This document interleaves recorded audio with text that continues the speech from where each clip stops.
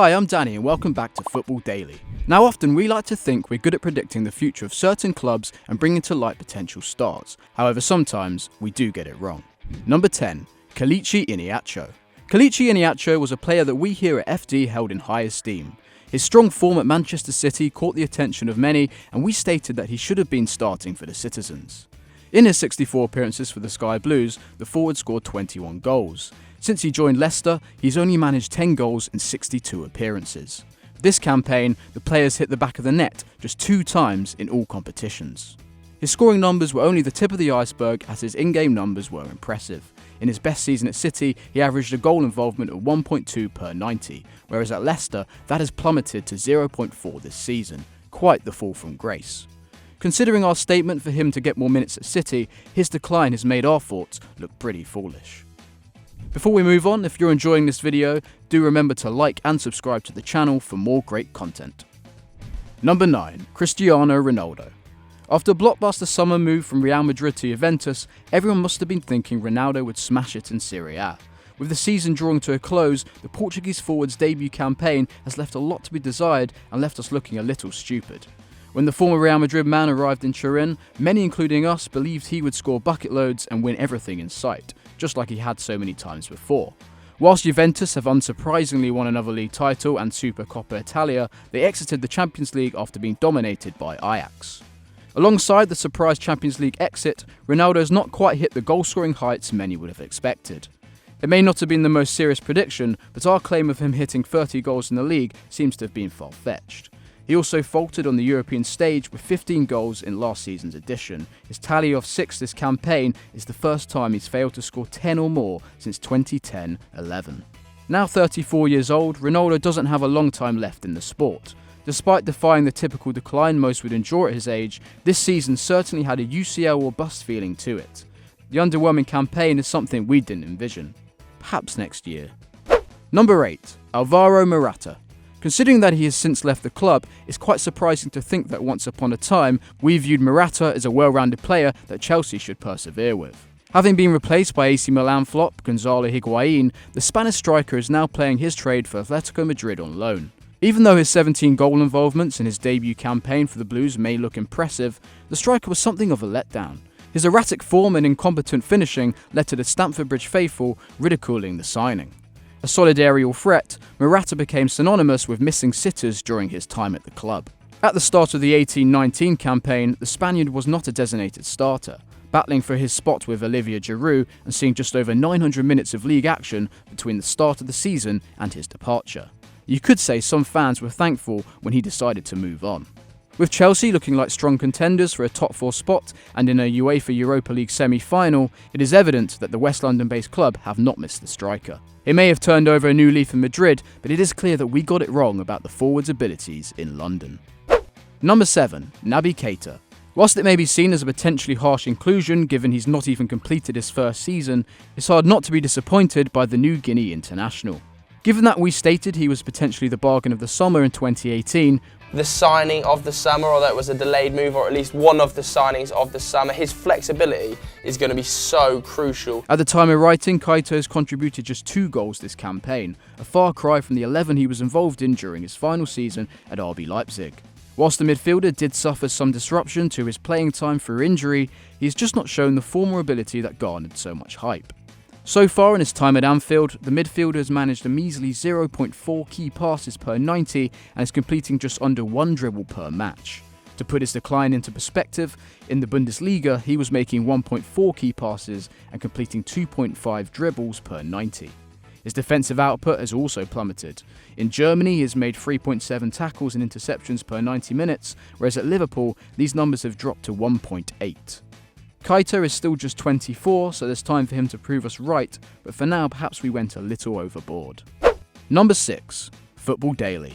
We wanted to give this slot to you guys. In the comments below, leave what you think we got wrong. Did we say a player would kill it and hasn't? Let us know down there. In the meantime, we haven't just got talking about football wrong, we've made a few errors ourselves. From our hair, let's not talk about barcode gate, audio and some videos, some outrageous outfits, there's even a video where Zach looks like a tomato. Anyway, we appreciate you guys sticking with us and supporting us as we've grown, and hopefully you're enjoying the content we're making. Number 5. Atletico Madrid. When having to predict so much at the start of the season, from club success to players' futures, it's hard to get it all right. But come the start of the 2018-19 campaign, we felt pretty confident Atletico Madrid had a chance of winning La Liga. The replacement to the then 34-year-old Gabi had been found in Rodri. Thomas Lemar joined for €60 million, and Atleti managed to keep hold of Griezmann and, more importantly, Diego Simeone. Whilst Rodri has been a success, making over 4.5 tackles and interceptions for the 4th season in a row and still completing 4 long balls per 90, Thomas Lemar hasn't lived up to the hype. The Frenchman is currently contributing to a goal every 267 minutes, nearly double the amount of time it was taking him during his stellar 16-17 season. And add to the fact that he's failing to take a shot per game when he was nearly taking 2 in Ligue 1, and we may see why the Madrid side are 9 points off league leaders Barcelona. Levante, who sit in 15th, have scored the same amount of goals as the Red and Whites this season, with 51. Part of that is due to Diego Costa, who has 2 goals and 2 assists this season. Partially that's due to his recurring injuries, but when he has been fit, he can't even get on the end of chances, with 5 players in the squad taking more shots per game than Costa's 1.3.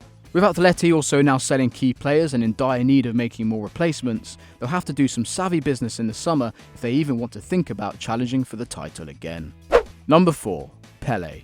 Arguably one of our biggest claims to date is calling Pele a fraud, and while we do still believe that to some point, maybe we went a bit too far. Of the 1,200 plus goals Pele supposedly scored, over 500 came in friendlies and aren't recognised. Now, this is true, however Santos were facing very good sides in these friendly fixtures. It was during this time in the 1960s that the Brazilian club would often go on tours of Europe facing mighty sides like Juventus, Hamburg and Sheffield Wednesday, where they would fill out stadiums with paying customers to see the great Brazil side and generate a lot of revenue. Santos would often win, beating teams with ease, and Pele would usually be the star. The Brazilian was obviously one of the best of his times, and his 3 World Cup winners' medals will attest to that. Add to the fact the attacker was playing up to 4 games a week, and it's surprising he was able to play consistently for over 20 years. We'll admit that Pele is an icon of the game, however we'll never change our minds over who's the best to have ever played the sport. Number 3. AC Milan. If you go back to June 2017 and the beginning of Continental Club, you'll find a fresh-faced panel debating over the future of AC Milan. This was during the time the Italian club seemed to be interested in everyone under the sun and had acquired players like Leonardo Bonucci and Andre Silva. We believe the Portuguese striker would come good. He just had a campaign where he'd contributed 29 goals and had been involved in another 15 in just over a year in the national team. Surprisingly though, things didn't work out, as the next season Silva only managed 2 goals in Serie A. Though maybe it's just taking time, as with Seville, he's contributed to a goal every 200 minutes. In 2017, AC were managed by Vincenzo Montella, and we thought the Rossoneri had a chance at returning to the Champions League, predicting they may make the 4th spot. But like most things that year for the club, it didn't go to plan. Montella was sacked by November, being replaced by club legend Gattuso, and the San Siro side finished in 6th, 8 points off our prediction.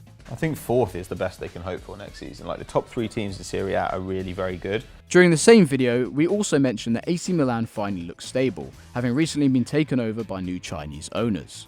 At the time, it was hard for us to quantify the going-ons behind the club, but it's arguable that they were in a worse position than before. The Chinese owners were only in charge for a year and 1 month before they sold the club on, having built up a big debt and digging an even bigger hole than what they'd inherited. I think it's safe to say we may have let our love for the old AC blur our vision into their future. Number 2. Maurizio Sarri. Last year we were proven right when we said Maurizio Sarri would join Chelsea. However, we all believe the Italian will be doing somewhat better than he is right now, with the Blues just about sitting 4th at the time of writing. Now, although that's technically better than this point last year in terms of league position, it's the manner of Chelsea's fall that has surprised us. The 60-year-old Sarri ball that had us watering at the mouth whilst at Napoli hasn't worked quite as well in the capital. Even after signing the Sarri ball master Jorginho, it wasn't long before Premier League clubs figured out how to stop the Blues by cutting them off from the source. To Sarri's credit, he hasn't necessarily been backed in the transfer market, which was what we said he needed for his tenure to be a success at the club, as the crop he'd inherited wasn't right for his system. Apart from his fellow Italian, only Kepa, a necessity after Courtois left, and Rob Green joined the club on permanent deals. Not pretty reading considering the squad were in need of a major refresh after Conte left London. That being said, this is the same manager who stated he could manage any set of players given to him, which currently looks to be a lie. Though it's worth noting we're seeing Eden Hazard's best season in blue. It's just a shame he's been one of very few positives. Whilst we'll admit we may have aimed too high with Sarri, there's still some faith left that he'll come good. Number 1. Bernardo Silva. The number 1 spot could only go to this man, and although it was really only one specific FD member who believed the Portuguese wasn't all that, over the past 2 seasons, Silva's done well to prove them wrong. One of the statements made was that Bernardo Silva is not near the elite in the Premier League. Christian Eriksen, who is considered one of these players, has an expected goal or assist per 90 minutes this season of 0.46, a solid figure. However, Silva has 0.54 this campaign, earning him the right to be seen in the elite bracket. At the time of writing, the multi-purpose attacker has 13 goals and 12 assists in all competitions, all whilst having played in 5 different positions throughout the campaign, proving his quality wherever he is on the pitch. And while some believe Silva hadn't stepped up in big games, this season he's proved them wrong, scoring the first goal in an important tie against City rivals United.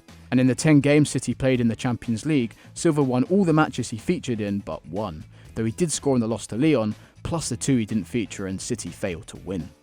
The list could go on, and with Bernardo only 24 years old, we're sure a certain presenter will eat his own words. That's it. I hope you guys have enjoyed the video. If you have, make sure you hit the like button down below and tell us what you thought in the comment section. And why not check out the video on screen? I'm sure you guys will love it. As always guys, subscribe to the channel and we'll see you later.